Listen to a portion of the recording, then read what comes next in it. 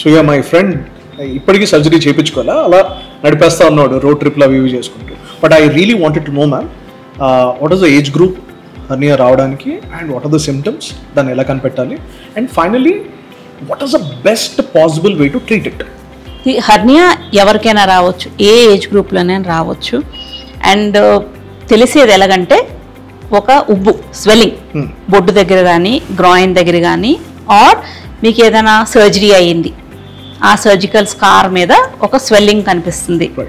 And ఆ swelling మీరు strain చేస్తున్నప్పుడు, అంటే పని చేస్తున్నప్పుడు, playing, jumping or doing end of the day, రోజంతా పని చేసి చూసుకుంటే ఆ స్వెల్లింగ్ పెద్దగా అవుతుంది, మళ్ళీ మీరు రిలాక్స్ అవుతే తగ్గిపోతుంది.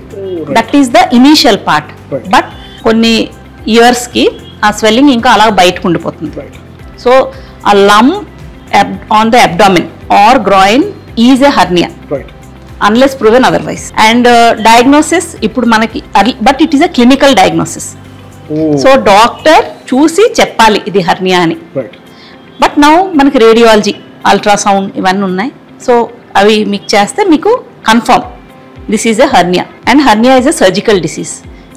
దానికి మెడికల్ ట్రీట్మెంట్ ఉండదు, మందులు వేసుకుంటే తగ్గిపోవడం, మందులకి ఏమి. అండ్ హర్నియా ఎప్పుడైనా తన ట్రీట్మెంట్ చేయించుకుంటుంది. ఐ సెడ్ హర్నియా తన ట్రీట్మెంట్ చేయించుకుంటుంది. మీరు ఇష్టం వచ్చి చేయించుకుంటారా, ఇష్టం లేకపోయినా చేయించుకోవాలి. So that's emergency surgery. Emergency ఎందుకు అవుతుందంటే దాంట్లో ఇంటెస్టైన్స్ వెళ్తాయి కదా, అవి చిక్కు పడితే అప్పటికప్పుడు సర్జరీ అవ్వాలి. సో బట్ హర్నియాలోని ఒకటి సర్జరీ అవుతుంది, రిజల్ట్ వ్యారీస్.